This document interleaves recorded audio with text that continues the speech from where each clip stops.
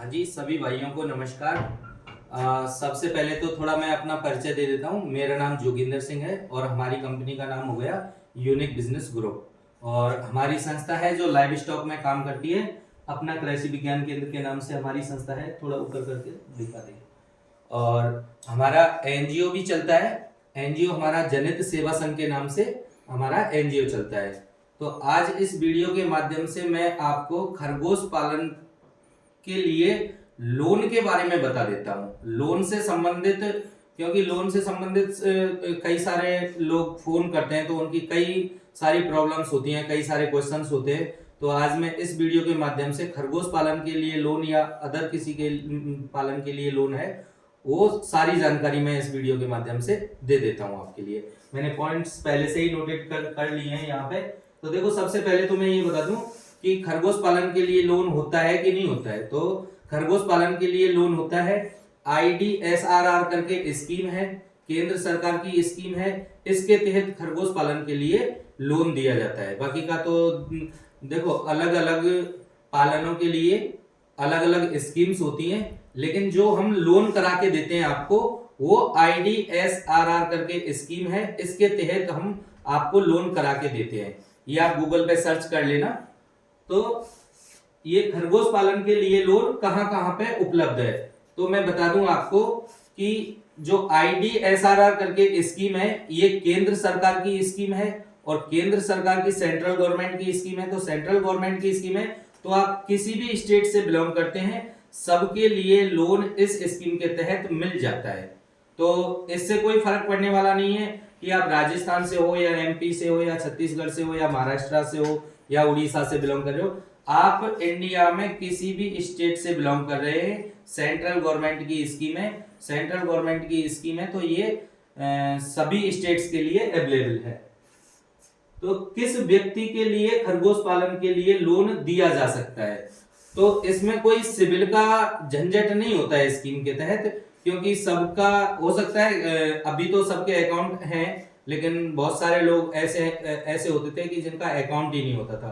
तो इसमें सिविल नहीं चाहिए होता है। हाँ, 18 साल की एज से ऊपर एज होनी चाहिए और 60 साल से कम एज होनी चाहिए। उन सब लोगों के लिए उपलब्ध है। और ऐसा नहीं है कि मतलब ये किसी मतलब मेल के लिए है, यानी कि आदमी के लिए, या औरतों के लिए, जो लेडीज हैं उनके लिए भी लोन उनके नाम से भी हो जाता है।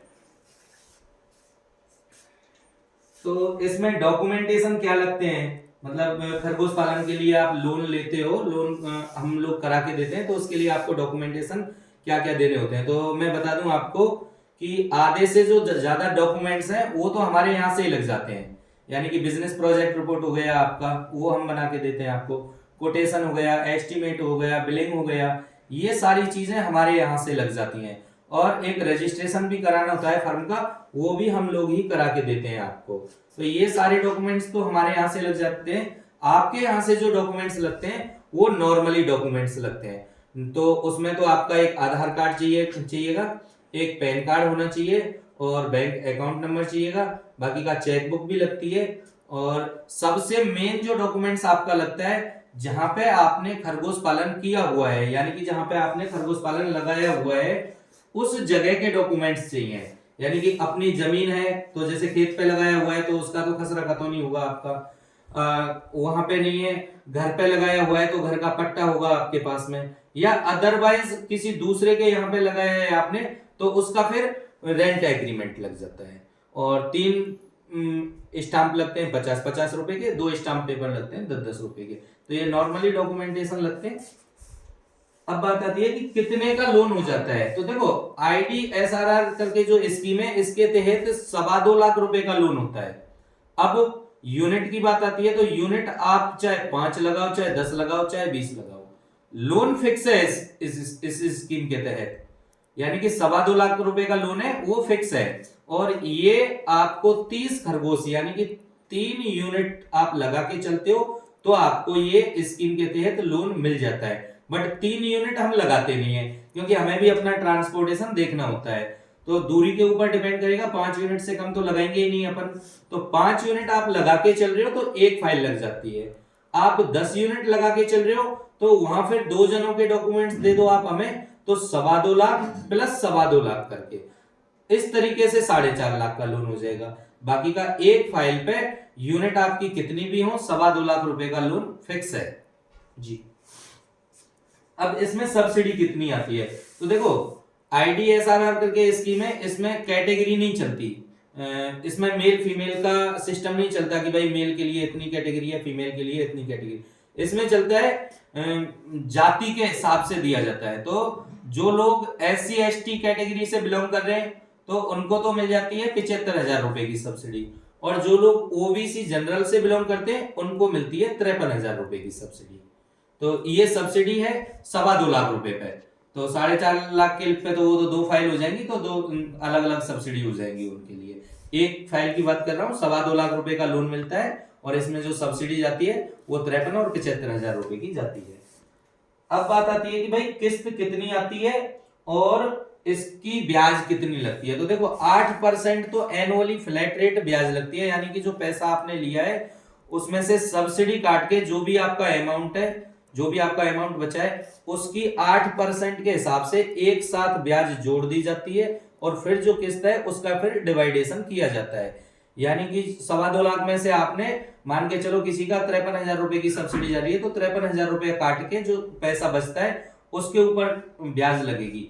और 5 साल के लिए लोन दिया जाता है, तो 5 साल की ब्याज पहले जोड़ दी जाती है, पहले ही लगा ली जाती है, फिर उसकी किस्त डिवाइडेड होती है। और जो इस स्कीम के तहत जो किस्त बनती है वो तिमाही बनती है, क्वार्टरली बनती है, यानी कि 3 महीने की एक किस्त आपको देनी होती है। तो SC ST कैटेगरी वालों की जो किस्त आती है 3 महीने की, वो तो आती है 10,500 रुपए की सब्सिडी काट पीट के, और OBC जनरल वालों की किस्त आएगी 12,100 रुपए की जी। ये 5 साल के लिए लोन दिया जाता है। अब मैं बता दूं कि खरगोश पालन के लिए आप लोन की जब बात करते हो तो सबसे पहले मैं आपको ये जानकारी दे दूं कि भैया आपको एक बार इन्वेस्टमेंट करना ही करना होता है, यानी कि खरगोश पालन में आपको पैसा देना ही देना है।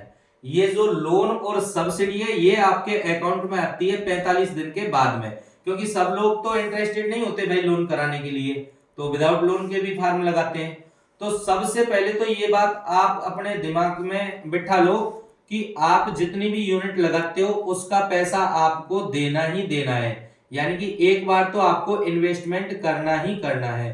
फिर आपको अगर जरूरत पड़ती है तो हमारे को आप डॉक्यूमेंट्स दे दो, फिर हम फाइल लगा देते हैं आपकी, तो 45 दिन के बाद में आपके अकाउंट में आपको पैसा में जो सब्सिडी सहित है वो आपको मिल जाता है। बाकी का पहले पैसा लगाना ही लगाना होता है। फिर मैं दोबारा से बता देता हूं, क्योंकि कुछ लोगों के क्वेश्चंस होते हैं कि हमारे को पहले लोन करा दो। तो जो IDSRR करके स्कीम है ये पहले लोन नहीं देती।